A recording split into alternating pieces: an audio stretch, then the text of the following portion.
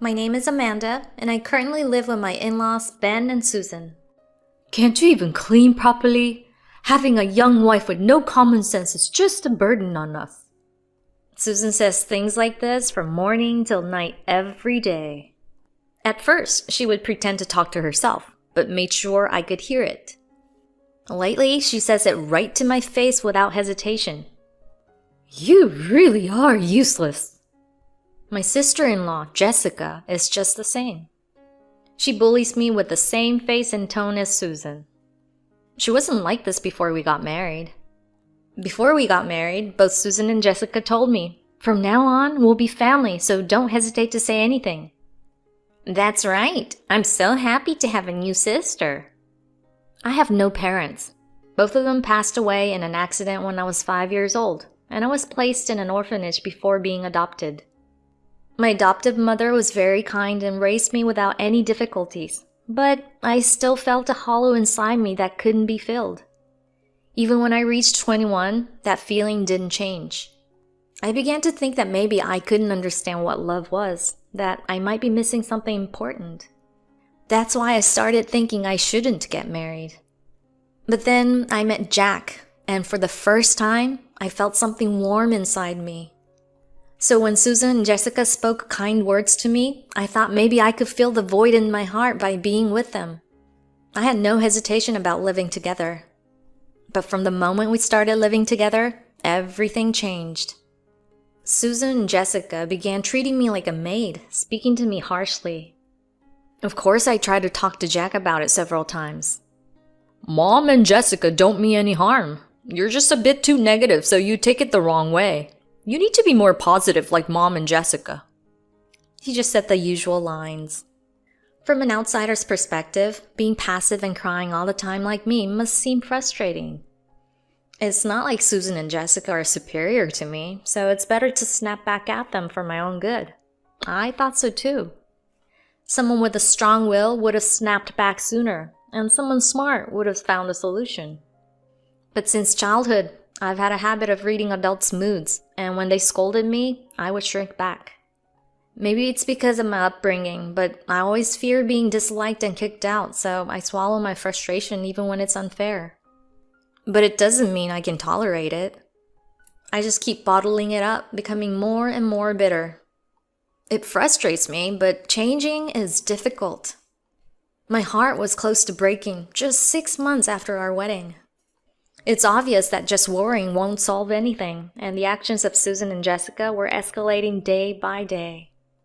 Then one day, Jack's younger sister Emma came home to visit. She's much younger than Jack, and despite her cute appearance, she's straightforward and has a good heart.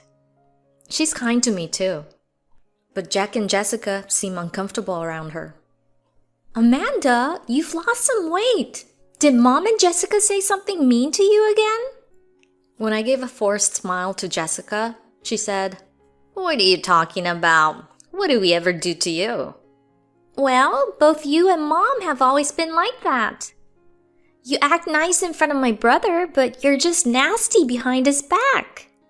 My brother is clueless, so I get worried. Mind your own business. I'm just trying to educate you as your older sister. Wow, how condescending. By the way, are you still unemployed? I just haven't found a job that matches my abilities. Feeling attacked, Jessica's face turned red and she stormed off to her room. Jessica has been jobless since she graduated from college. She helps with housework, but she doesn't actually do much.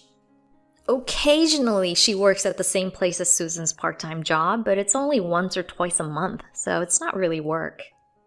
On the other hand, Emma has lived on her own since college and now works for a top company.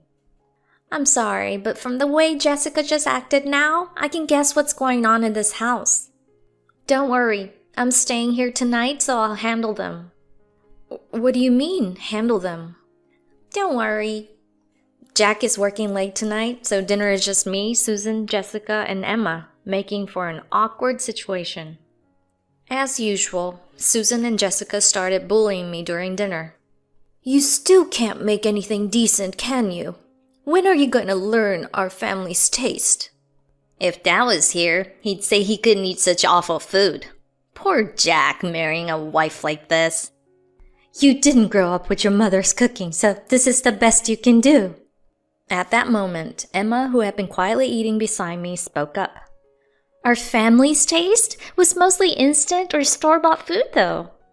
Dad never complained and he never lost his temper over it. What are you talking about? You left this family, so stay out of it. It's because you've never had a proper job. That's not relevant now. What's your problem? I'm just trying to teach Amanda who can't even clean properly. How can you complain about cleaning when your room is a mess? It must be because you've never had a proper job. Maybe that's why you push all the housework onto Amanda and then complain about it. Enough! You've always been so mouthy. I don't care about your complaints. While Emma calmly repeated the same words, the two of them were furious, their faces red with anger. Get out! Talking to you is driving me crazy. Seriously, every time you come home, you just stir up trouble. How dare you take her side over your own family?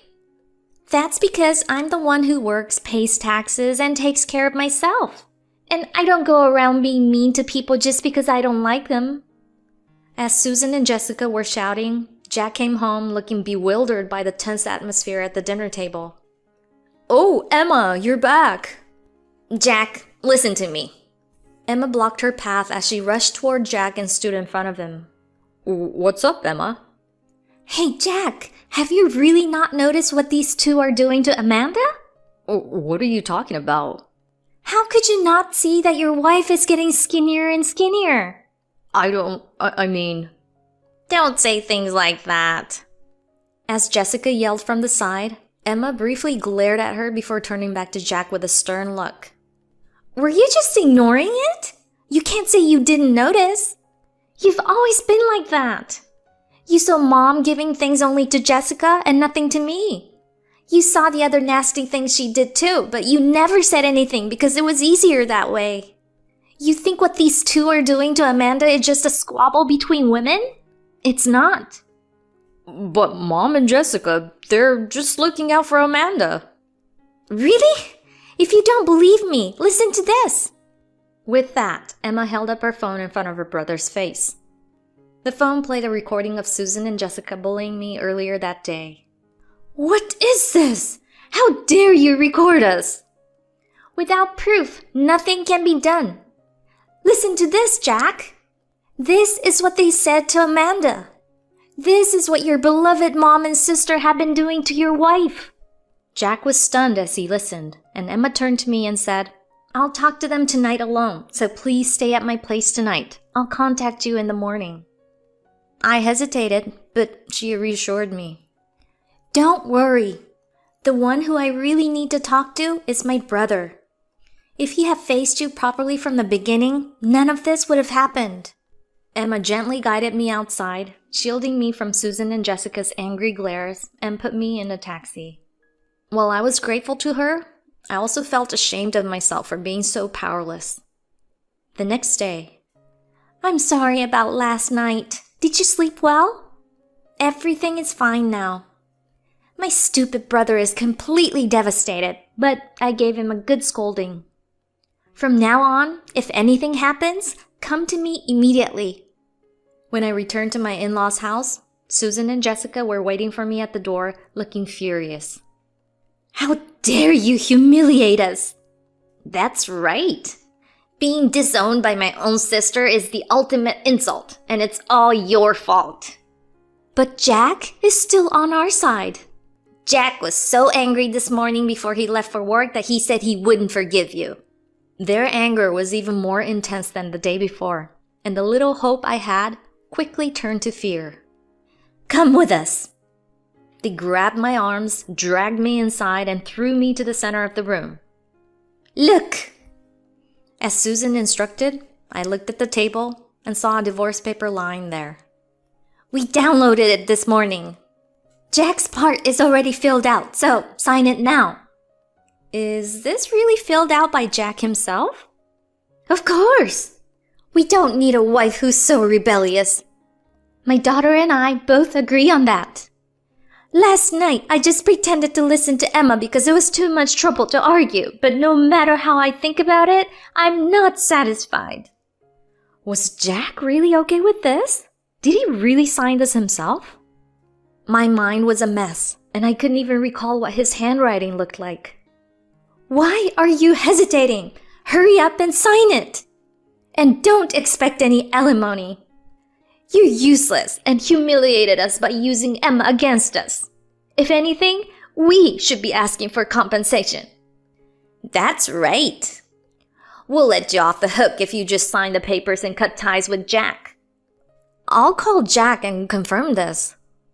I finally managed to force the words out, reaching into my bag for my phone, but Jessica quickly snatched it away. Didn't I tell you? Jack feels the same way as we do, so there's no need to confirm anything. Just sign it already. Jessica forcibly pressed a pen into my hand and pushed it onto the divorce paper. With them on either side of me, I had no choice but to sign my part with trembling hands. Well done. Let's go submit it right away. Get up. They forcefully pushed me into a taxi they had waiting and took me to the town hall where they made me submit the divorce papers in front of them. Finally, we're officially done with you. What a relief. Now the three of us can live happily together. By the way, you don't have a home to go back to, do you? Because you're an orphan. But that's not our problem. After all, orphans are hopeless. No manners, no common sense. It was a complete waste of time living with you, but at least we're done with you now. Really, orphans are just good for nothing. Too bad you have nowhere to go, but we'll take care of your belongings, don't worry. As their laughter faded away, I stood in front of the town hall, stunned. When I came to my senses, I realized with horror that I had actually submitted the divorce papers. Jessica took my phone. What should I do? Then suddenly, a number I had memorized popped into my head, and I hurried to a payphone, dialing with trembling fingers. The moment I heard the voice on the other end, tears started pouring down uncontrollably. The person on the phone told me to stay where I was, and about 10 minutes later, a car pulled up in front of me. Amanda! Amanda! The people who got out of the car were my adoptive parents. The moment I saw Emily's face, I clung to her and burst into tears. As we drove, I explained everything to them, and Emily scolded me for not contacting them sooner, but her voice was gentle, and their hands on my shoulders were warm. We can't let this go. It's our turn to step in. Yes, indeed. They made a phone call and then said, let's go, as they drove off, heading straight to my in-laws' house. Don't worry, just be confident. We're here for you. I was frozen with fear, unable to move, but Emily gently patted my back as we rang the doorbell at the in-laws' house. As soon as Brian opened the door, Jack came running, falling to his knees, apologizing to Brian. I'm so sorry. What are you doing? Yeah, what's going on? Quiet. As Susan and Jessica raised their voices, Jack silenced them, explaining that these were my adoptive parents. These are Amanda's parents. So what? Apologizing to your wife's parents on your knees? How pathetic. Silence. These are not just any parents. This man is the president of the company I work for and the largest landowner in this area. What? No way. Jack's words caused them to lose their composure. My adoptive father is indeed the president of the company where Jack works, and his word alone could easily cost Jack his job. He also owns most of the land in the area, including the land where my in-laws' house stands. This can't be true. I told you when we got married. Didn't you listen? Of course my dad knew. Of course. I'm sorry, Jack, for having to pull you out of work. I asked your boss to send you home so we could talk. Yes, of course. This is about what my mom and sister have done to Amanda, right? I was planning to talk to you about it today. Today? Didn't your mom tell you what happened this morning? No. This morning? What are you saying? Anyway, you all need to leave now. Susan and Jessica, suddenly realizing that they had been caught, tried to kick us out, but Emma appeared. I'm sorry I'm late. Emma, what are you doing here? As Susan and Jessica became even more frantic, Emma greeted Brian. It's okay. I'm sorry to call you out for something like this. But my daughter told me that you were the only one who stood up for her, so I wanted to hear your side of the story. Yes, sir. Now, Jack, we shouldn't be discussing this in the entrance. Sorry for the intrusion, but may we come in? Jack quickly invited us inside despite Susan and Jessica's protests and led us to the living room. I'm truly sorry for my mother and sister's behavior, and I'm ashamed of myself as well. I promise to protect Amanda from now on. As Jack apologized profusely, Brian and I exchanged puzzled looks. Jack, do you really not know what happened this morning? What do you mean? Now's not the time to discuss that. Susan and Jessica tried to interrupt and change the subject, but Brian silenced them. This morning, your mother and sister forced my daughter to sign the divorce papers and submit them to the town hall. What? Jack and Emma were both wide-eyed with shock. It seems like not only Emma, but even my husband really had no idea. Is that true? No, it's not like that. It was just a joke to teach her a lesson. Yeah, Amanda just signed and submitted on her own. Enough! You did make her submit it, didn't you? His sharp glare finally silenced them. How could you? After everything I told you. Tears welled up in Jack's eyes, and as he met my gaze, he looked down and clenched his fists. After Emma called me out yesterday, I felt so ashamed of myself for not protecting my wife. I was planning to apologize to Amanda and leave this house to start over as a couple. Even when Brian called me today, I was ready to apologize and beg to start over, even if he told me it was for a divorce, because I truly love Amanda. But why? Why did you do something like that? You've got it all wrong. I was just thinking of you. Yeah, that's right. Why are you crying? Isn't this a bit much? Susan and Jessica tried to make excuses, but Jack wouldn't even look at them. Mom? Sis? You didn't know who Amanda's parents were, did you? I thought you did and were still bullying her. I was beginning to admire your audacity. Oh, and by admire, I mean I was disgusted. You both know where I work, right? It's one of Brian's companies. But I guess Mom never really cared, and Sis, well, you've never had a job, so I guess you wouldn't know. You knew about her background, didn't you? So that's why you've been pretending to be on her side, you sneaky little thing, trying to win over her parents. What are you talking about? Amanda's background and her parents have nothing to do with this. It's your rotten personalities that made me side with Amanda. If you had known about her background, you wouldn't have treated her so badly. So, what will you do now? The divorce papers have already been processed. Jack looked up. I don't want to divorce Amanda. I meant every word I said earlier. I love her with all my heart. I have no intention of using my power to control your future. Today, I wanted to talk to you as Amanda's parent. Jack, are you telling the truth? Yes, absolutely. Then, are you willing to cut ties with your mother and sister to protect my daughter? Yes. Cut ties? You're going to abandon us? Yeah, why would you do that? Even if you're family, it's still cruel coming from a parent who isn't your own flesh and blood. Enough! Jack stood up, yelling at them, and firmly told Brian, I will protect Amanda. I see. I understand how you feel. Amanda, what do you want to do? I was happy to hear Jack's words, but I couldn't respond right away. My daughter is in shock from everything that has happened, so she can't answer right now. Jack, if you meant what you said, come to our house tonight. Then we can talk. Understood. Emily supported me as we left my in-laws' house. Why didn't you come to us sooner? You always keep your feelings bottled up and don't express your true thoughts. I understand you don't want to worry us, but we're your parents. It doesn't matter if we're your biological parents or not. My adoptive parents truly care for me, and I knew that since I was a child.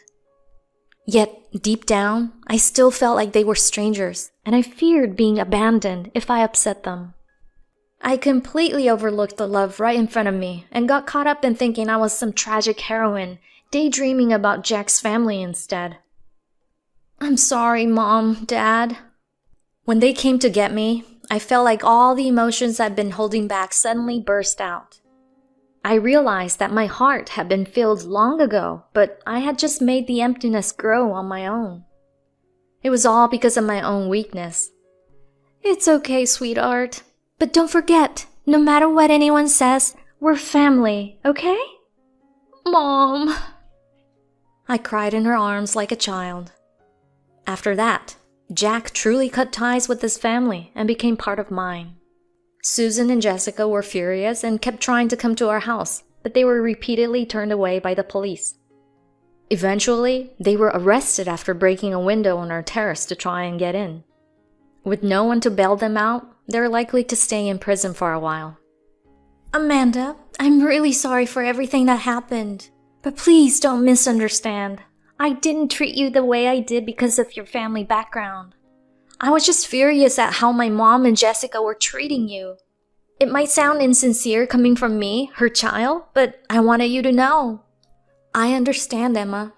If you hadn't been there, I would have given up, and I would have divorced Jack. Anyone who doubts someone like you will have to face the consequences. I'm truly grateful to you. Thank you. Thanks to my father's support, Emma's work wasn't affected by what happened with Susan and Jessica. She continues to work hard and shine even brighter. We sometimes meet for coffee and have become good friends. Recently, I've been influenced by her and have started to express my opinions more. She's my hero, the one who woke up Jack. Amanda, if anything happens, just tell me, okay? I've been working out lately. He said this with a big smile holding up a bodybuilding DVD, and I couldn't help but laugh.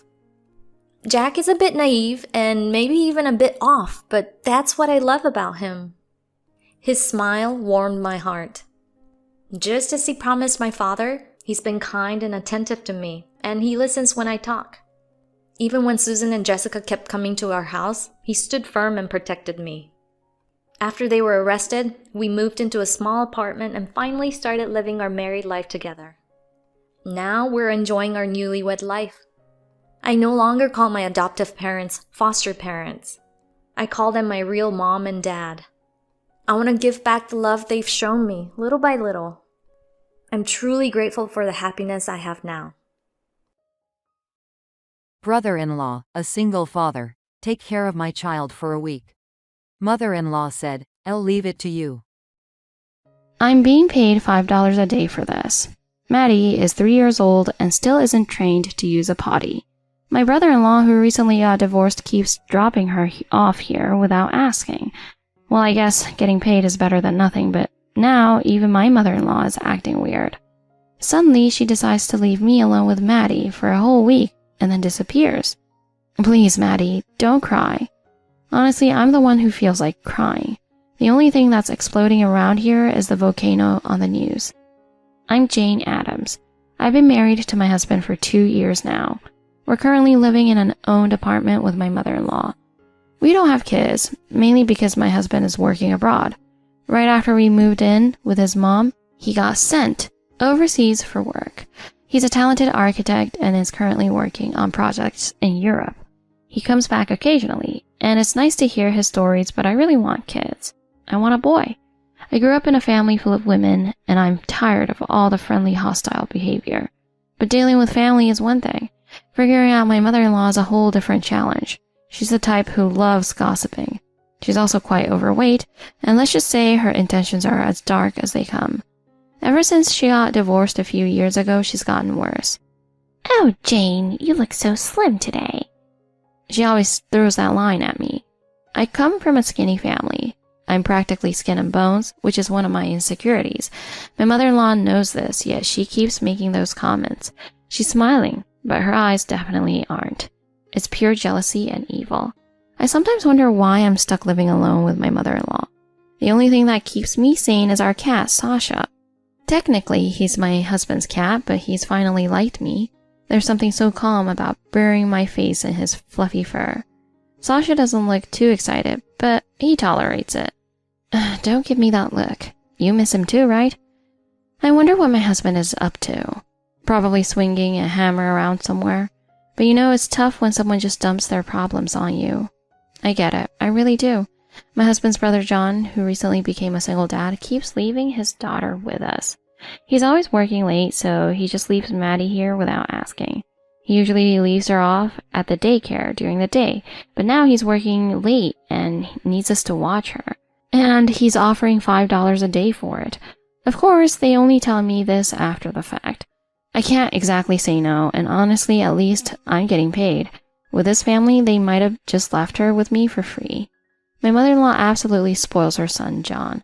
And since I work from home as a freelance writer, it's convenient for them. But now that Maddie's here, it's just me, my mother-in-law, Maddie, and the cat. Maddie's usual daycare is too far away, so when she's here, I have to watch her the whole time. And the fact that she's not yet trained to use a potty is a bit of a challenge. She's quiet, though, and just stares at me like she's trying to figure me out before running after Sasha. She's got this tiny little bag. It's cute, but still, I'm confused. My mother-in-law is watching me. Oh, is it time for lunch? I wonder how she'll react if I just serve fries. I'm standing in the kitchen with an apron on, staring into the fridge. Should I just make spaghetti again? Sasha is meowing. The deadline for my work is coming up. Jane, can you change Maddie's diaper? Did she really not see doing it herself as an option? I can only sigh. Another sigh escaped me as I dealt with Maddie before lunch. I felt like I wanted to change my mother-in-law's way of thinking too. One day, while I was working on my computer, my mother-in-law suddenly opened the door without knocking. My heart almost jumped out of my chest. Does privacy not exist for this woman? What's wrong, Mother? I'm going out for tea with Mrs. Helen, so take care of everything here. Mrs. Helen is a kind elderly neighbor who I know as well. She's always considerate when we meet. Oh, is that so? Fine, just go and leave me alone already. After closing the door, I sipped on my cold coffee and returned to my computer. Several hours passed as I worked, and suddenly I realized I was starving. It was already past 1 p.m. When I left my room, Sasha greeted me with a meow. I thought maybe I'll just have some fries for lunch, but then as I walked into the kitchen, I was shocked. Maddie was crouched on the floor. I had no idea she was even here. When did she arrive? How long has she been here without making a sound? Maddie looked up at me sleepily as she stood up, and that's when the smell hit me. Her diaper was completely full. When did you get here? Maddie just shook her head. Her diaper was in a terrible state. After changing her, I started preparing lunch. She must have been hungry for a while. Even though she's usually so quiet, it's strange how she doesn't make a single sound. I can't help but worry about what life is like for her and John. I decided to skip the fries and thought maybe I'd make some rice instead. But just as I was about to start, I heard a strange noise coming from the living room. I had a bad feeling. Maddie had thrown up all over the carpet. She had a high fever. I rushed her to the hospital, but of course, the waiting room was packed. I nervously called my mother-in-law, and she casually said, "Kids get fevers all the time. She'll be fine." I was shocked at how little my mother-in-law and John seemed to care. When I asked, they both admitted they knew she had a fever before sending her over. What kind of people are they, and why didn't they tell me? Lunch was out of the question at this point. We waited 2 hours for her to be seen by a doctor. Once we got home, I gave Maddie her medicine, and after an hour, she finally slept. I cleaned the carpet and was taking a break when my mother-in-law returned. There's something so peaceful about watching a child sleep, isn't there? I can't believe she said that. I don't even have that energy to argue. What's for dinner? I should just give her some fries. Wait, I think I forgot to eat lunch. But if I order delivery, it's too expensive and they'll probably complain. Maybe I'll just make rice again. Sasha is staring at me, clearly unhappy. Oh, did I forget to feed you too? Sorry, I'm really hungry as well.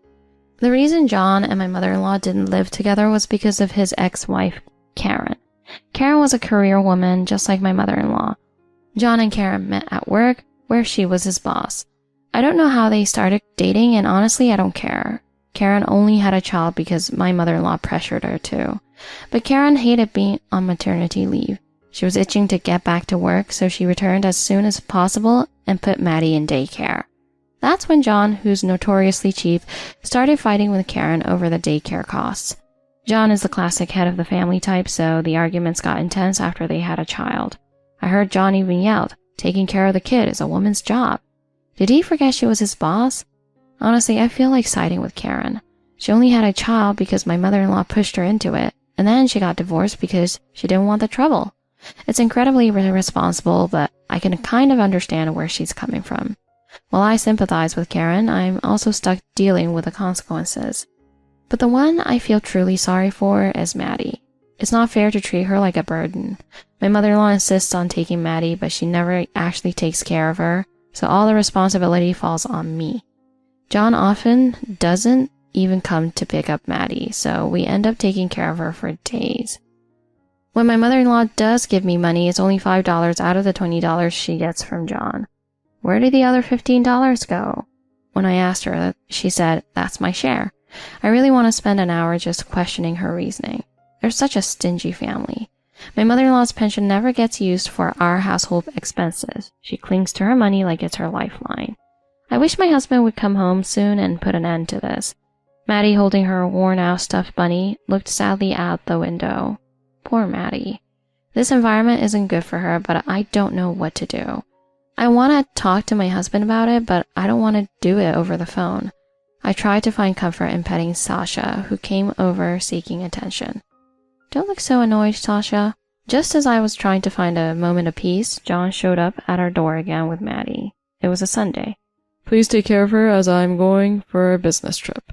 Maddie held her torn bunny, looking apologetic. She had a small bag with a change of clothes, but no extra diapers.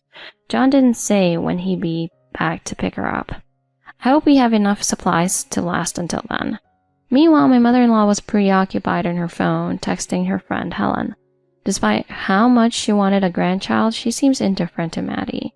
Maybe she was hoping for a grandson instead. Maybe I should start potty training Maddie. Sunday was smooth since nothing major happened, but I'm questioning how my mother-in-law treats Maddie. She controls the TV and only watches what she likes. In the end, all I can do is let Maddie watch YouTube on my phone. My mother-in-law goes out alone, buys snacks she likes, and eats them while watching dramas. I don't want to fight, so I can't say anything. She's very selfish. Maddie sleeps curled up quietly on the bed. She's such a quiet kid, probably because she's trying not to bother us. On Wednesday, I have an interview scheduled, so I'll need to leave Maddie with my mother-in-law. I've told her in advance, so it should be fine. But I have a bad feeling about this. On Monday, my mother-in-law was out all day having tea with Mrs. Helen, and didn't come back until dinner. On Tuesday, she was out with Mrs. Mercy until dinner. On Wednesday, she casually mentioned that she was going on a date with Mrs. Mercy and left without a word about my interview. I had no choice but to take Maddie to daycare. It wasn't her usual daycare because it was too far, so I had to send her to a new one. I'm sorry, Maddie. I'll pick you up as soon as I can. The daycare worker said Maddie played alone with her stuffed toy the whole time. It makes me feel uneasy. I don't want to make her feel like this. On Thursday, my mother-in-law didn't come home and I was about to lose it. I took Maddie out with me because I couldn't get any work done. Even at the zoo, she looked sad with her head down. Why do you look so sad, Maddie? On Friday, I tried potty training, but Maddie had an accident. Don't get mad. Don't get mad. We ran out of diapers, so I had to go shopping with Maddie. The cashier assumed we were mother and daughter. Shopping with your mother, huh? She's not my mother, she's my aunt. It made me feel complicated. I made a hamburger for dinner, something kids usually like. How is it? It's good. She nodded silently, which made me feel even sadder. On Saturday, my mother-in-law finally came back. She said she had gone to L.A. Is she serious? Maddie's still here? Maddie's face wrinkled at my mother-in-law's insensitive words. I stared at my mother-in-law, but she didn't seem to care. She's unbelievable. On Sunday, John came to the apartment and Maddie's face lit up. Can you take care of Maddie for a bit longer? What a cruel thing to say. I was about to lose it. I'm sorry, Maddie. It's because of work. Maddie curled up in a corner of the living room. Sasha tried to comfort her. Please, come back soon. Don't worry, Jane can handle it. I was on the edge of exploding. On Monday, my mother-in-law was out all day again with Mrs. Helen, not coming back until dinner. I was already frustrated because of work, and when Maddie spilled milk, I busted and yelled at her. I'm sorry. On Tuesday, my mother-in-law was out again with Mrs. Pauline until dinner. I finally called John. Maddie's feeling miserable. It's because of work, okay? I'll give you some extra money, so it's fine. It's not about the money. Maddie's really suffering. He hung up on me mid-sentence. Maddie, who had been listening, looked even sadder. Maddie started crying. "Please don't cry," I said. I ended up crying along with Maddie. I've managed to deal with my mother-in-law up until now without complaining. I can't take it anymore. Exhausted from crying, Maddie fell asleep peacefully on my bed. For her sake, I braced myself and opened my phone's contact list. I tapped the name with my finger, leaving a mark. My mother-in-law and John were sitting in the living room with pale faces, sitting upright like statues. The person who looked like a demon was actually the ex-husband of my mother-in-law. He was completely helpless. "What are you two doing?" His voice echoed heavily in our living room. Maddie, who was sitting next to me, looked up at this grandfather. They divorced when Maddie was about 1 year old, so she doesn't understand the situation or influence. I'll explain. This grandfather was a former police officer. "You are living a good life, leaving your child and grandchild to our daughter-in-law and going out on his own." The sight of them shaking with fear is satisfying. "You don't have a say in this," my mother-in-law argued back. "How dare you speak to me like that? You, who had an affair." My mother-in-law's face was as pale as a corpse. The reason she was abandoned was because of that. My mother-in-law was the only daughter of the Salvatore family, so my father-in-law left because he was too busy as a police officer. He was often away from home, and my mother-in-law took advantage of that to have affairs. Even during our wedding preparations, she was still having affairs, relying on the police pension. My father-in-law got tired and left. My father-in-law's voice made John almost fall over. "I've heard about your affairs too." John was sweating a lot. The business trips he mentioned were lies. I called my ex-sister-in-law, Karen, who checked John's schedule easily. John's colleagues revealed his affair. "He's a womanizer. How many can he have?" Karen was too shocked to speak. John kept cheating because he couldn't stand Karen's strict management. The main reason for the divorce was this. I checked with my mother-in-law's tea-drinking friend, Helen, and she confirmed that the current boyfriends of my mother-in-law are Paul and Caleb. It's not a problem for her to have boyfriends since she's divorced, but pushing Maddie off and going on a trip to LA is inexcusable. I'm filled with disrespect. I don't know how much my mother-in-law and John rejoiced when my ex-father-in-law left. John disliked my ex-father-in-law, and my mother-in-law thought affairs were no big deal. But when my ex-father-in-law got angry, their legs would shake. My ex-father-in-law had always been in control. My husband took his mother because they lived in an apartment with no family home, so my mother-in-law had nowhere to go. My dear husband, but I can't take this situation anymore. Do you know about Maddie's daycare fees? I'll hit you with a final decision. "They seem a little sensible. Then how much?" $5. I don't get it sometimes. I examined their reactions, and ex-father-in-law stared at them. "Daddy didn't pay." "What?" "What? Daddy didn't pay." John's face turned from pale to white. "Does that mean your mom paid for John? That's why I was not getting fully?" My ex-father-in-law's face was red, like a volcano about to erupt. No, John was paying." "Keep quiet, Maddie. I was paying. Don't say something strange." "Secret?" "Yes, that's a secret." "Secret." My ex-father-in-law bursted like a volcano. The damage from the revealed lies was greater than I had anticipated. The table was overturned, glass shattered, and John's body flew through the air. My mother-in-law was crying and begging. Maddie was just staring blankly. Sasha went out for a walk, pretending not to notice. My husband hurried back from abroad, and chaos emerged as we began to sort things out. First, my mother-in-law was thrown out of our apartment. John started living with mother-in-law. Naturally, John was fired from his job for his affairs, and he struggled to find new employment. Burdened by rent, he was eventually evicted from the apartment and into a small apartment. My mother-in-law once came back to our place to retrieve forgotten items. "Maddie, you like me, don't you? You told me you don't like girls." My mother-in-law's face turned serious, and she stared at me. It confirmed my suspicions. My mother-in-law was a classic, fake, pretentious person. My phone rang. It was ex-father-in-law. "Hello?" My mother-in-law left at an astonishing speed, despite her usual fat appearance. Ex-father-in-law's fearsome reputation was evident. I heard that my mother-in-law got involved in a marriage scam, and John was being pursued by an ex-lover. I don't care about that anymore. I don't want to be involved with them again. I couldn't leave Maddie with John and mother-in-law. Eventually, Maddie became a member of our family. I was scared to suggest it because she had been so lonely and wouldn't open up. Maddie, would you like me to be your mom?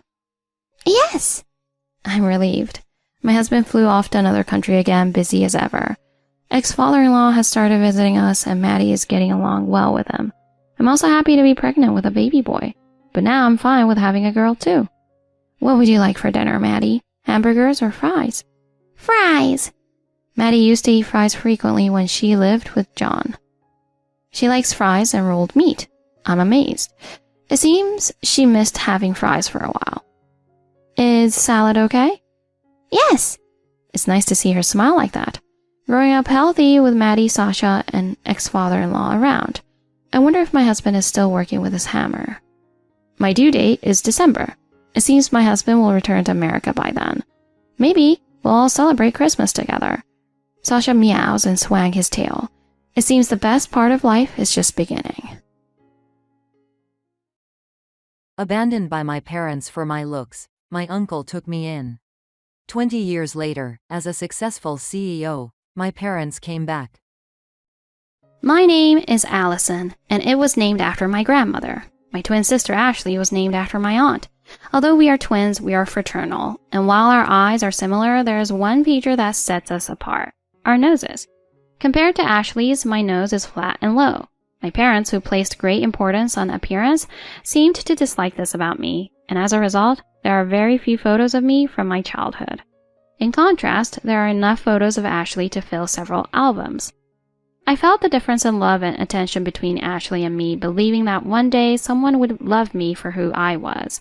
But when my mother Emily made a direct comment about my appearance, it was when I was 18 months old during a medical checkup. She apparently took the opportunity to ask the doctor if my nose would ever grow taller. Unhappy with the answer, she complained about it under her breath even after returning home. They said low noses are normal, but how could anyone think this nose is cute? That doctor is crazy. I couldn't respond, but I understood the meaning behind her words. My mother didn't like me. If I had been weaker, I might have been devastated and closed off, but I was surprisingly positive. It's okay because I know I'm cute.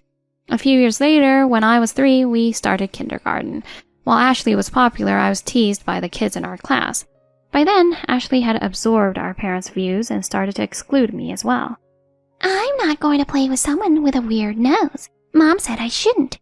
With that, she would play with the other kids, glancing at me to show off how much fun she was having. Some might wonder why no adults intervened, but Ashley would cling to my arm and pretend to be a loving sister whenever the teacher was around, so no one realized what was happening. Maybe some adults noticed, but chose to ignore it. But Ashley's acting was so convincing that no one suspected a thing. Despite everything, I didn't mind. I never thought my nose was strange. In fact, I thought it was small and cute. It functioned as a nose should, and just because it was lower didn't mean I was any less myself.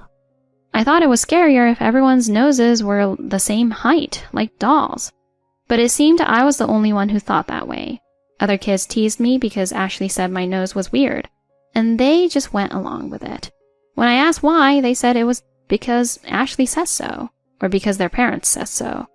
In other words, they didn't have a reason of their own. They just repeated what they heard from others. Even though I couldn't put it into words, I felt their way of thinking was strange. Maybe when I grew up, I'd be able to explain this feeling better. Despite the situation at kindergarten, it was still more comfortable than being at home, where I was treated as if I didn't exist.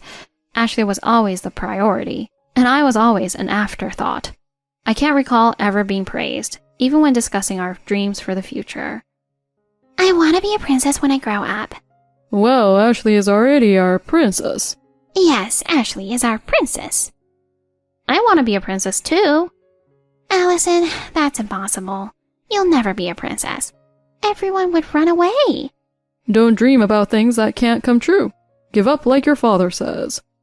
Looking back now, I realize how cruel they were to say such things to a young child. Words can hurt deeply, even if they're true. But I wasn't hurt because I believed that people ran away because I was too attractive for them to handle. I thought maybe I wasn't meant to be a princess, but rather someone who helps other women become princesses. I started to think about my future in a different way. I could be like a fairy godmother in a story helping others. Then one day I came across a picture book that changed my life. Ashley received it from an older girl at kindergarten but didn't like it. This isn't what I wanted. I don't need this. She shoved it into my bookcase, which was actually her old hand-me-downs. The picture book was a coloring book intended for children aged 4 and up. It involved using makeups-like materials to color in a girl's face, transforming her appearance with just a few strokes. It was like magic. That was when my interest in makeup began. But I couldn't tell my parents. They would surely disapprove. Despite saying that kindergarten was more comfortable, there were still at certain times when I felt at ease even at home. That was when my uncle and his wife, Jason and Heather, visited.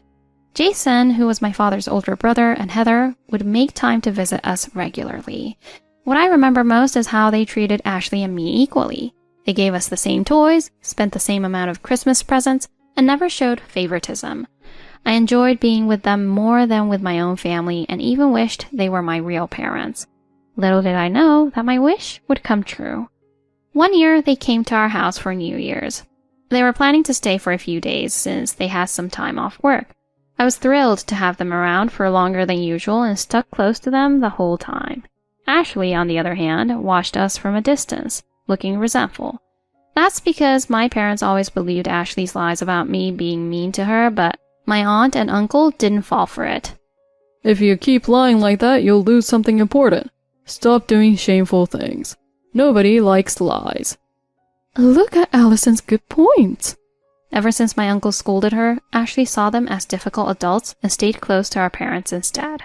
Meanwhile, I stayed close to my uncle and aunt, who watched over us as they chatted and drank. But the alcohol removed my parents' inhibitions. Normally, they would never talk about my appearance in front of others, especially not my uncle and aunt, but that day, they did. Who would want an ugly daughter like this? Ashley is so cute, so why did we end up with one like this? My parents and Ashley laughed, but my uncle and aunt stopped eating, their faces turning serious. The atmosphere turned tense. My father seemed to realize his mistake and tried to say something, but the words wouldn't come out. Ignoring him, my uncle exchanged a glance with Heather, then stood up. You haven't changed at all. I thought becoming a parent might have changed you, but I'm disappointed. Hey, there's no need to talk like that. We're just stating facts, right, Ashley? Yeah, it's Allison's fault for being ugly and having a weird nose. If you don't want her, I'll take her. Allison, would you like to live with us? Yes, I want to live with you guys. I answered immediately without hesitation. My father's face turned even redder as he realized I wasn't going to stay. Maybe he expected me to choose to stay, hoping for their love. But even I, who had waited for their love, had no intention of staying after being told I wasn't wanted. Do whatever you want, but don't come back. You're not our child anymore. You'll regret it, my mother said from behind my father. If she was going to hide, she shouldn't have said anything at all. But I was too excited about living with my uncle and aunt to really hear her words. I packed my favorite books into my backpack and went with them. It was a hectic new year, but undoubtedly the best start to a year I've ever had. I didn't understand the complicated words that were exchanged, but I later learned that they went through a special adoption process to make me their legal child. My uncle and aunt officially became my adopted parents. It felt like a dream come true, and for weeks after becoming their child, I would wake up every morning and ask them to confirm that it was real. I'm really your child now, right? My adopted parents never got tired of reassuring me. Yes, you're our child now. As those words warmed my heart, I gradually became comfortable calling them Mom and Dad. Since it would be awkward to continue attending the same kindergarten as Ashley, I transferred to a new one. Surprisingly, no one at my new kindergarten teased me about my nose. Even though I joined midway through the year, none of the kids asked about it, and I later learned that the teacher had prepared them in advance. The children warmly welcomed me and showed me around the kindergarten. Perhaps they were excited to act as guys, feeling like older siblings. Having often been isolated before, I was thrilled to be accepted so openly. I spent the rest of my time there feeling as if I had always been a part of the group. Thanks to the loving care of my adoptive parents and the new environment, I grew up happily and healthily. Time passed, and I went from elementary school to junior high, and then on to high school. When it came time to choose my future path, my adoptive mother told me I could pursue any field I wanted.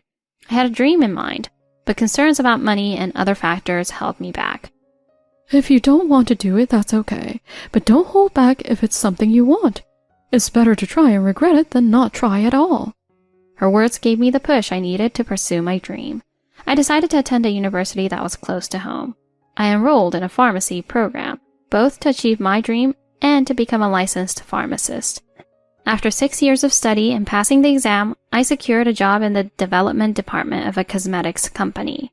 After becoming a working adult, I finally gathered the courage to ask my adoptive parents why they chose to adopt me.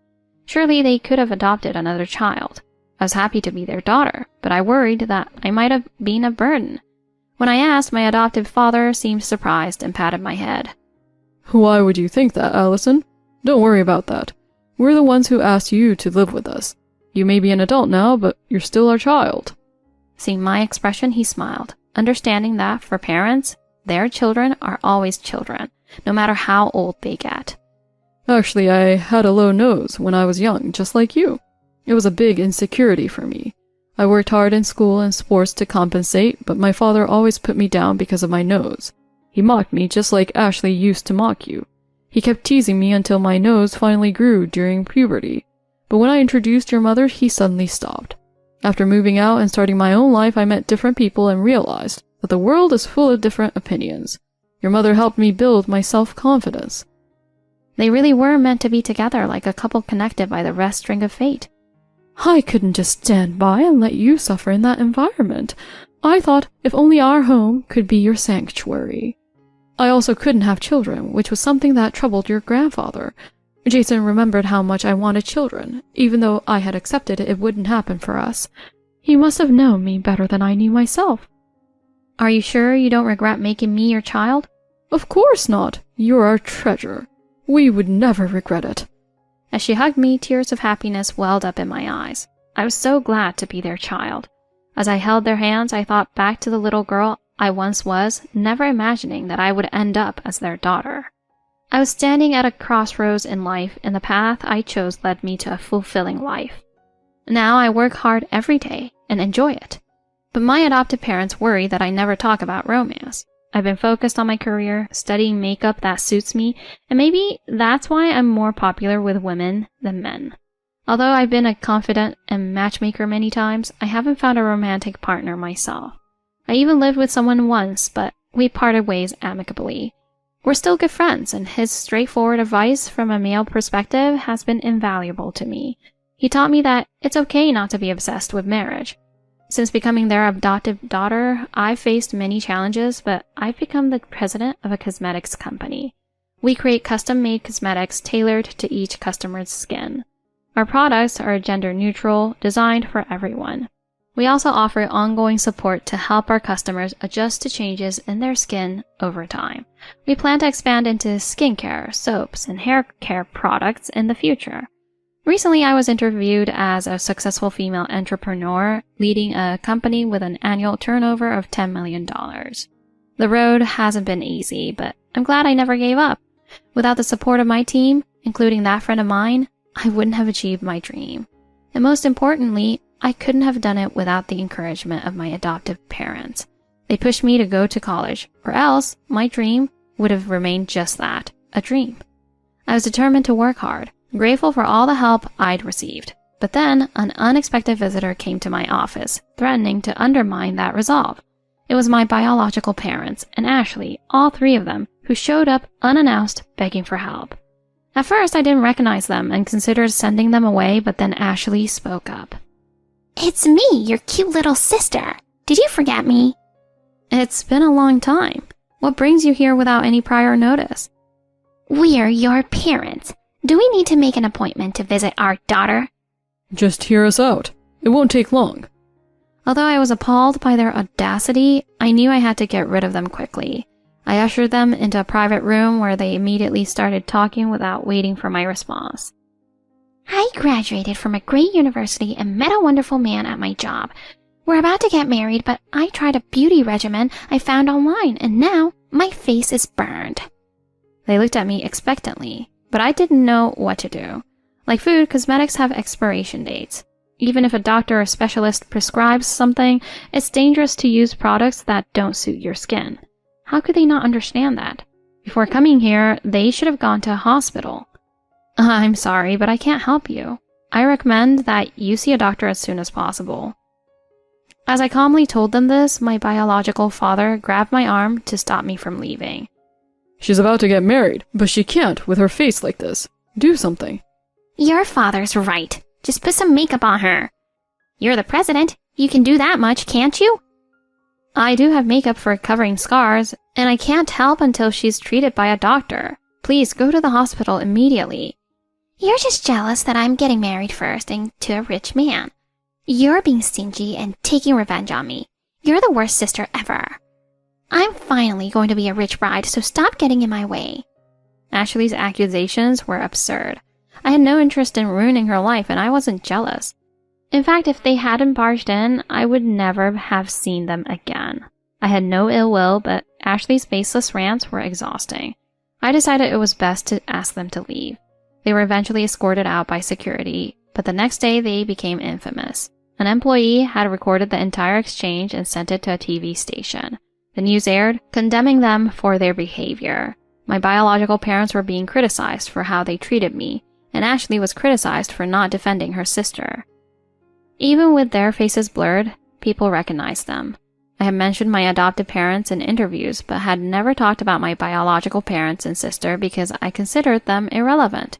I thought it was better to remain silent, but this situation made it clear that silence only fueled speculation. Now reporters were swarming the house where I spent my early childhood. I posted a video on my social media apologizing for the inconvenience this was causing and asking for understanding. I didn't want to add fuel to the fire, so I said as little as possible, hoping the situation would calm down soon. I felt sorry for my employees and the people in my old neighborhood. A phone call from my neighbor saved me from my despair. The caller was someone who had cared for me when I was young, often scolding my biological parents for how they treated me. She was also close to my adopted mother, and they still kept in touch. This isn't your fault. Those people are getting what they deserve. My neighbor told me that my biological parents who used to parade Ashley around were now avoiding attention and arguing loudly at home. They blamed each other, saying Ashley shouldn't have tried such a dangerous beauty regimen without doing her research. Ashley retorted that it was their fault for pressuring her to improve her appearance. Apparently, Ashley had been full of energy until her fiancé messaged her, telling her that he didn't want to marry her anymore because his love wasn't based on her appearance. Their engagement was called off, and she realized too late that she had truly loved him. After that, Ashley shut herself in her room, and my biological mother started calling my office, demanding to speak to me. I had to deal with her constant complaints about how I had ruined everything. No matter how much I questioned it, she insisted it was all my fault. Finally, I grew tired of the nonsense. You're the ones who showed up and caused a scene. If anyone should be paying compensation, it's you, not me. Maybe we should involve a lawyer. A lawyer? That's unnecessary. Just tell everyone the reports are lies. You're not my family, so don't contact me again. The next time we meet, it'll be in court. She hung up the phone abruptly.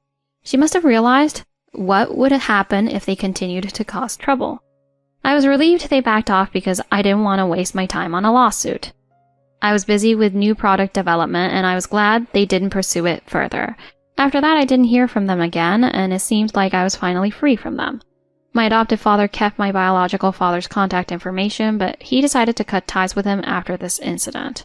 I always hoped they would change and apologize, but it seems they only caused trouble. He was a kind person, but he wouldn't forgive someone who caused trouble for his daughter's company. Even a saint doesn't offer endless chances for redemption. My biological father's mistakes had deepened the rift between him and my adoptive father, a rift that would likely never heal. Sadly, Ashley grew up exactly as our parents wanted, too focused on appearance to recognize what truly matters. I hope she'll reflect on herself after this heartbreak and learn to see things differently, but that's up to her. I always read the feedback we receive from our customers, even though I'm busy. Recently, I received a letter thanking us for helping them regain confidence in their appearance.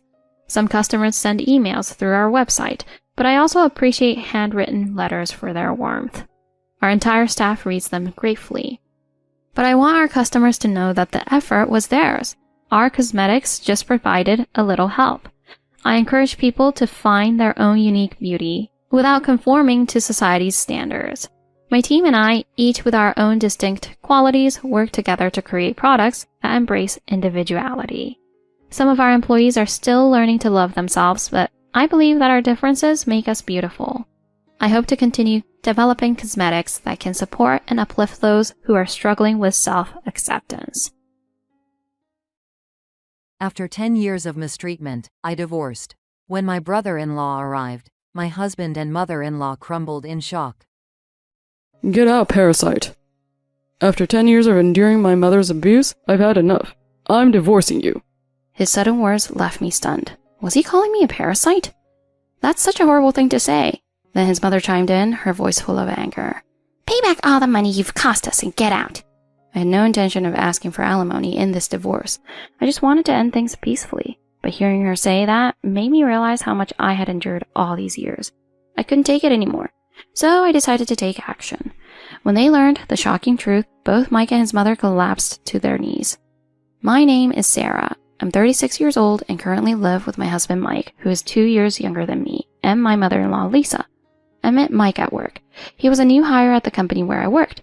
Despite being new, Mike easily handled difficult tasks, and I found myself falling for him. I had never been the type to approach men, but Mike was different. I wanted to know more about him, so I started talking to him more and going out for drinks together. Before long, we became a couple and started living together. Every day with Mike was nothing but happiness. That happiness only grew when he proposed to me. Of course, I said yes. We got married and began our life together, planning to build a happy home. Little did I know that hellish days awaited me. Hey, starting next week, my mom is moving in with us. His sudden announcement caught me off guard. What? Isn't that a bit too soon? I loved my husband and wanted to support him in any way I could, but I couldn't understand why we were moving in with his mom after he had promised to build a new life with just the two of us. Mike explained sternly. My mom raised me all by herself. Who else is going to take care of her, if not me? You know she has bad legs, right? She's been having more trouble lately, and I'm worried about her living alone. I knew that Mike's parents had divorced when he was young and his mom raised him and his brother alone.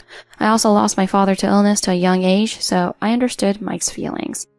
With no room to argue, I reluctantly agreed to let his mom move in. Mike started packing our things right away. The house isn't very big, so we can't bring much stuff. I packed our belongings as compactly as possible and we moved into his mom's place. The house was a small apartment, just as Mike had said. Despite my worries, I was hopeful about starting a new life. But as soon as I walked through the door, I realized things wouldn't go so smoothly. Welcome to my home. It's hot outside, isn't it? Come in and have something cold to drink. She didn't even look at me and instead helped Mike with his bags. Mom, you shouldn't strain yourself with your bad legs. Ignoring me, she handed me my bags and helped her son. I'm sorry for causing you so much worry. Mike's bags go in the back room and your things go in the front room. I wondered why we were putting our things in separate rooms, but I didn't think much of it at the time. I did as I was told and returned to the living room, where Mike and his mom were chatting happily at the table. I wanted to sit with them, but there were only 2 chairs, and nothing had been set up for me. So I knelt on the floor near the table. I figured there were only 2 chairs because his mom had been living alone for so long. I stood up to get myself a drink, since it was such a hot day. But I hesitated, thinking it would be rude to help myself without asking. I politely asked, "Is it okay if I get something to drink?" Her response was unexpected. There are paper cups in that drawer. You can use those and drink tap water. I was puzzled. Mike and his mom were drinking cold iced tea from glasses, but she expected me to drink tap water from a paper cup? Was she already starting to treat me poorly because I was the daughter-in-law? I brushed off the thought and did as she said. As I sat on the floor drinking tap water, Lisa said something shocking. Since you're here now, you can make dinner. I'll take a break, and Mike can lie down, because he must be tired too. I couldn't believe my ears. Was she really expecting me to cook by myself? I was just as tired as Mike, but I figured I had to listen to her since I was the daughter-in-law. Then she dropped another bombshell. Mike will sleep in the back room, and you can use the front room off the living room. What? I was shocked. Did she really expect us as a married couple to sleep in separate rooms? I looked at Mike for support, but he just shrugged and started nodding in agreement with his mom. Mom's right. It's better this way. I was stunned. The man I thought would be my greatest ally was siding with his mother. Mike, let's go out to eat. I'm not eating this garbage. There's a new sushi place nearby. Sure, let's go. They left and I sat alone at the table eating the food I had made. I wondered if she had planned to eat out all along since she was fully dressed and wearing makeup. The tears flowed freely as I realized how I had been mistreated. I couldn't believe Mike didn't stand up for me. How could I ever be happy living here? As I was lost in thought, the doorbell rang. I wiped my tears and rushed to open the door. To my surprise, it was Mike's older brother, James. He looked at me curiously. What's wrong? Did something happen? No, nothing. What brings you here today? He showed me a cake box he was holding. I heard you moved in, so I brought a housewarming gift. Thanks. I let James in, and he was surprised to see the spread of food on the table. Wow, that's quite a feast. I never knew you could cook like this. It looks delicious. James said the food looked good, even though Mike and his mom had said it looked awful. He looked confused, seeing me cry. Actually, James was a classmate of mine in high school. We bonded over both losing our fathers, and we became close friends. I was shocked when I found out I was marrying into his family. Why are you crying all of a sudden? I told him everything. James sighed and began to share a truth I hadn't known. I was married last year, but I got divorced quickly. It was because of Mom. My wife couldn't stand the way she treated her, so we ended up getting divorced. I was speechless. I had heard that James had been married before, but never knew the reason for his divorce. I wiped my tears and handed him a fork. This food will go to waste, so why don't you help me eat it? James happily ate the food I had made. This is delicious. Mom and Mike are crazy for not eating it. If you ever need to talk, I'm here for you. James left after leaving the cake on the table. Thanks to him, I felt a bit better. I decided to eat some of the cake while waiting for Mike and his mom to return. The cake had enough slices for everyone, but I took one for myself. James had picked a strawberry cake with fresh cream, knowing I didn't like chocolate. As I enjoyed the cake, I heard voices at the door. Mike and his mom had finally come back. The sushi was delicious. We should go again. Yeah, let's do that. Then his mom noticed the food still on the table. The food is still out. You should throw it away since no one is going to eat it. I couldn't believe she would say such a thing about the food I had worked so hard to make. Mike said, with his shoulders slumped. Thanks for cooking. I appreciate it. His word meant nothing to me at this point. As I started clearing the table, his mom said something unbelievable. It's unfair that you ate cake by yourself. Why didn't you think of others? This is the moment I realized she was the selfish one, not me. James brought the cake. There's more in the fridge, so feel free to have some. I began cleaning up. From that day on, my life became a living hell. Before getting married, Mike had asked me to quit my job and become a housewife. So I did, but now I was stuck doing all the housework for Lisa. It was overwhelming, and when I asked Mike for help, he just laughed it off. Mom has bad legs, so it's only natural for the housewife to do all the work. Even though his mom had lived alone before moving in with us, she never lifted a finger to help. I begged her to share the chores, but she wouldn't even listen. She criticized everything I did. You're not doing the laundry correctly. Do it over. I had no choice but to redo it the way she wanted. She even criticized my cooking, though she never helped. Ugh, this tastes awful. Make it again. I had to redo meals multiple times until she was satisfied. As the daughter-in-law, I had no choice but to obey.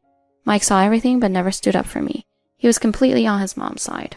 The only person who supported me was James. After seeing me cry that day, James started visiting whenever Mike and his mom were out.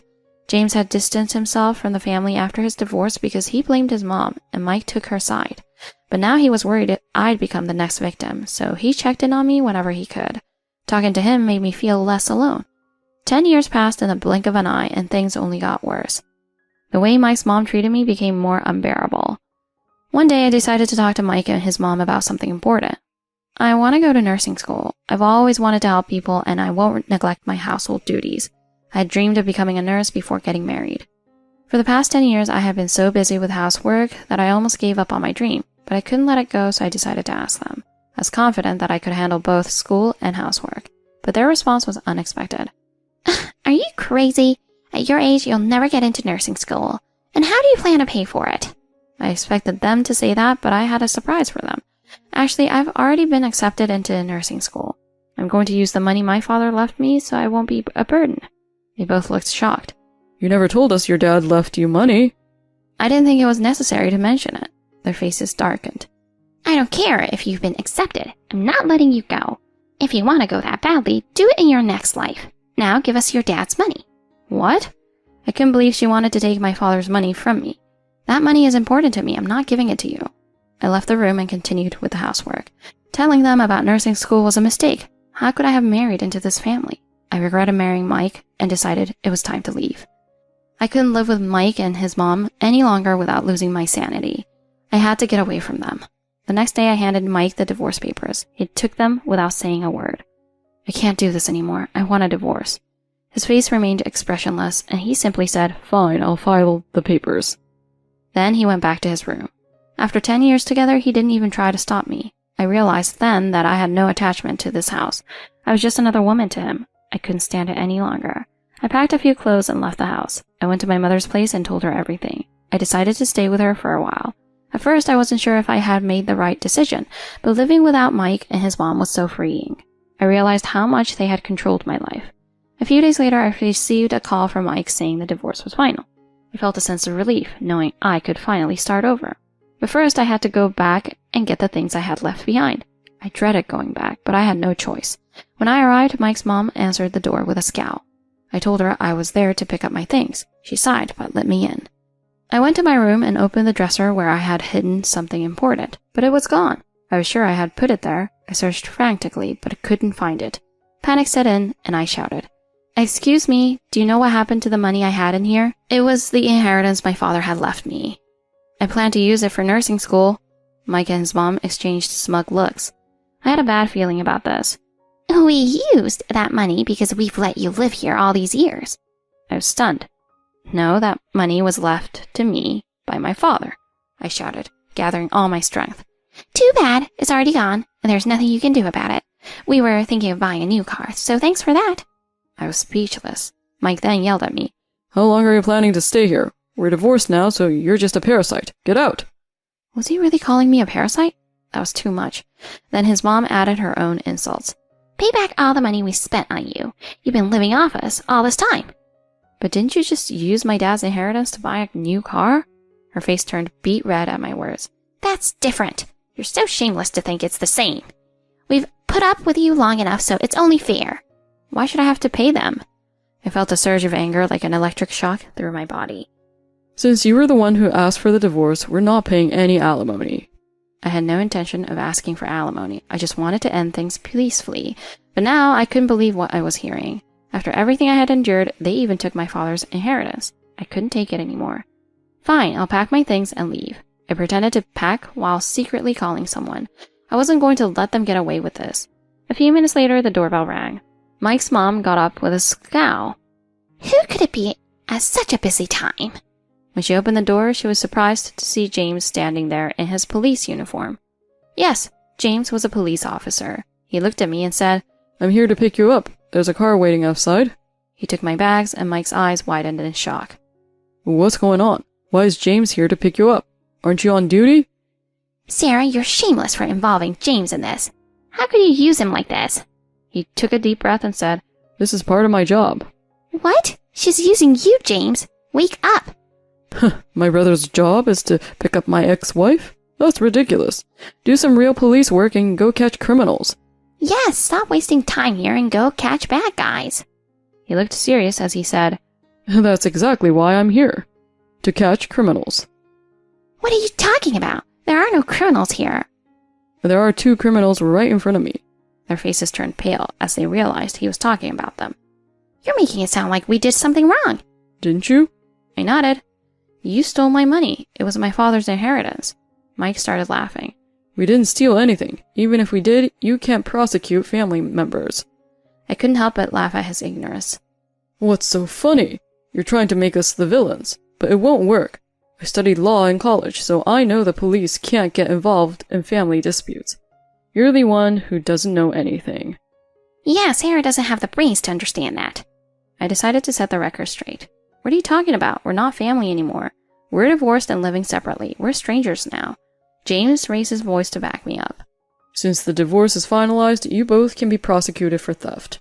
You're looking at up to 10 years in prison or a fine of up to $50,000. They both started to panic, their earlier arrogance gone. Arrested? How could this happen? Sarah, you're not serious, right?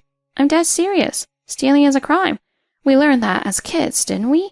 Lisa started crying. Come on, Sarah. Can't you forgive us? Mom's crying. He spoke as if it didn't concern him. as if he wasn't also guilty. You're just as guilty as she is. Don't forget that the car you bought was with my money. I know because one of your friends told me. The purchase was made the day after our divorce was finalized. Mike started trembling at my words. How can I avoid getting arrested? If I get arrested, I'll lose my job. The only way is if Sarah drops the charges. Lisa suddenly changed her tone. Sarah, I'm really sorry for everything. I'm sure we can work things out and have a good relationship. I couldn't believe what I was hearing. We're strangers now. There's no need for a relationship. Mike said something even more ridiculous. Yeah, we used to get along well. Let's start over. Let's give it another try. I couldn't believe my ears. I had to speak up. What are you talking about? I have no love left for you. There's no way we're getting back together. If you don't want to be prosecuted, then pay back the money you took. Lisa turned to the mic and said, I think she's serious. We'll have to pay her back. You've been saving up, right? You have the money, don't you? Mike's face turned sour, and there was a long silence. James then dropped a bombshell. Of course, he doesn't have the money. He spent it on his mistress. If he had the money, he wouldn't have needed to buy a car with Sarah's money. Lisa looked shocked, clearly unaware.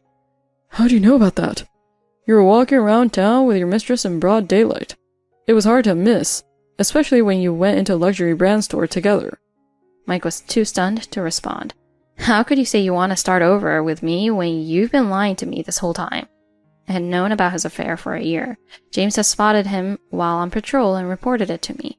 After the initial shock wore off, I stopped caring. When Mike's mom heard this, she exploded in anger. How could you do this, Mike? That savings included my retirement money. Mike was now being blamed by everyone. I had nothing left to say to him. Mike and his mom collapsed to their knees, speechless. James put me in his patrol car, and the three of us were taken to the police station for questioning. My questioning was brief, but they spent the entire day being interrogated. It turned out there were more crimes they had committed, including scamming multiple women out of money. I knew Mike had a mistress, but never imagined he was conning other women. He even spent the stolen money on another mistress. I had always known Mike was selfish, but I felt truly sorry for the women who had been hurt by him. After that, I agreed to a settlement with Mike and his mom, including repayment of the stolen money and alimony for the affair. They both signed the agreement, closing the chapter of my life. But even though I forgave them, society did not. Mike's affair and theft were exposed at his company, and he was forced to quit. Now he spends his days at home, playing video games, a shadow of his former self. His mom, needing money, started working, but her bad legs made it difficult to keep a job. What goes around, comes around, I thought. Now they would experience the suffering I had endured all these years. As for me, I finally enrolled in nursing school after the divorce. It's not easy pursuing my dream at this age, but I'm determined to make it happen. James and I still keep in touch.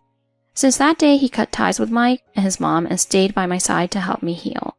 I can't get back the 10 years I lost, but I'm sure the next 10 years will be brighter. I'm going to move forward and live a happy life.